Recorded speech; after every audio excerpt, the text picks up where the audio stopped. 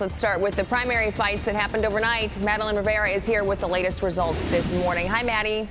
Yeah, a lot happened last night, you guys. But first to the gubernatorial results in Florida. Congressman Byron Donalds easily clinched the GOP nomination in this crowded primary. The longtime Trump ally benefited from the president's endorsement, beating several other candidates, including Florida Lieutenant Governor Jay Collins. Florida Governor Ron DeSantis, whose term limited stayed out of the primary. But Donalds, who could become the state's first black governor, says he anticipates DeSantis' support heading into November.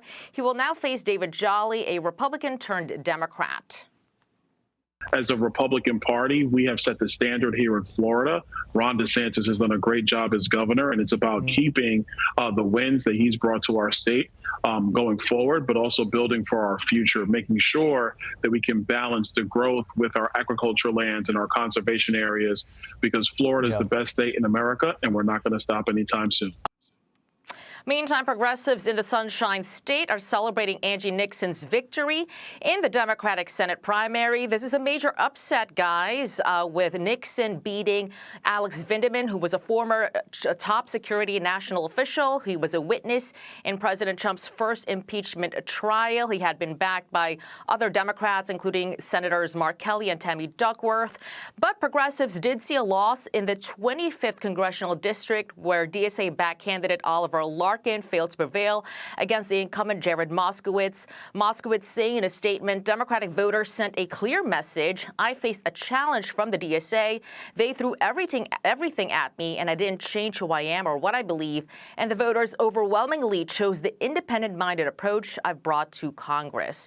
Looking now to Florida's 20th congressional district, where Debbie Wasserman Schultz won against Elijah Manley. This was a pretty controversial race for Schultz. She faced some criticism for running in the heavily black district. She chose to run in this district after the state redrew its maps, but last night Schultz was defiant. We can make sure that people can go to work and afford their gas, that people don't have to shut their small businesses down because they can't serve their customers. And we're going to make sure we fight those damn Republicans and shut our democracy. And in Alaska, incumbent Republican Dan Sullivan and Democrat Mary Peltola will advance in the Senate primary. The top four candidates advance to the general election by ranked choice voting. Democrats are eyeing this seat as one of their top flip races this November. Guys, back to you.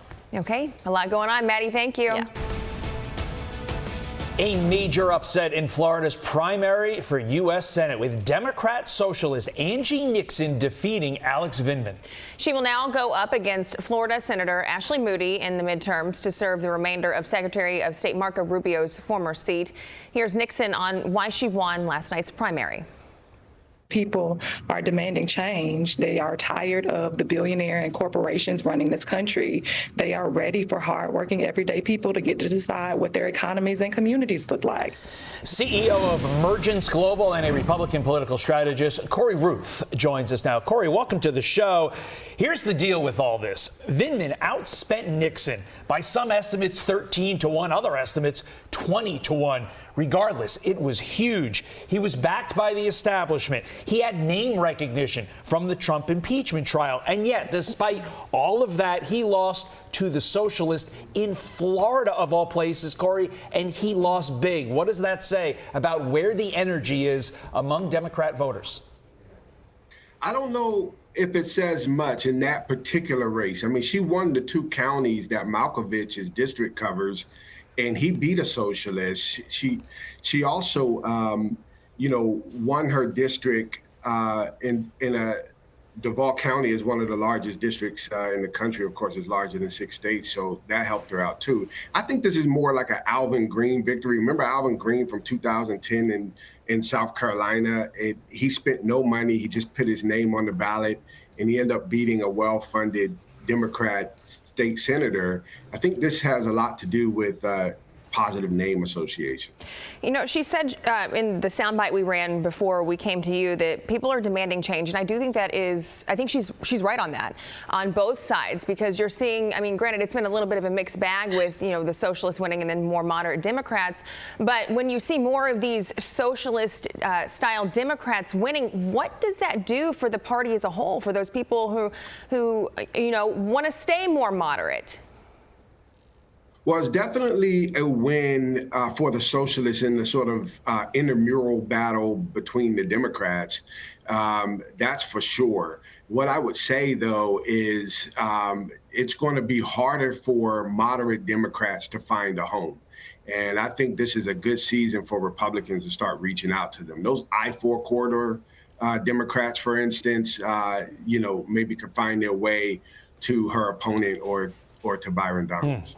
How are Nixon's policies to that overall point of things like abolishing ICE, freezing rent, the standard DSA playbook? How are they going to play against an incumbent who's relatively popular in Ashley Moody on the Republican side? You know, Florida has an interesting composition. There's not a lot of room for someone with those politics. I mean, you think about the populist conservatism in the Panhandle.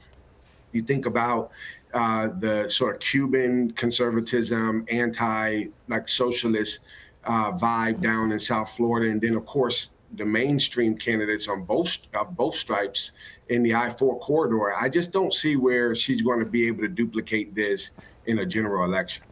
You know, you said that Republicans, they could really use this to their advantage as far as, you know, not really having a home, not having a box to check on the ballot. How can they use this to their advantage? What would you suggest?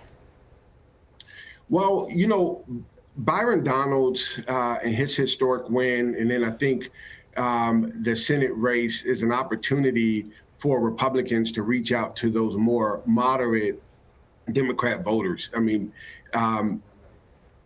this candidate is very much unorthodox, very much sort of aggressive and in your face. And so this would be an opportunity to show a more mainstream, appealing, sort of right of center outreach to those voters. Yeah, I think it's interesting to see what Byron Donalds at the top of the ticket, specifically in Florida, does to get out the vote there. And we will see. Cory Ruth, thanks for your time this morning. Appreciate it. Be sure to like and subscribe for all the Fox News latest on YouTube and catch full shows streaming now on Fox One.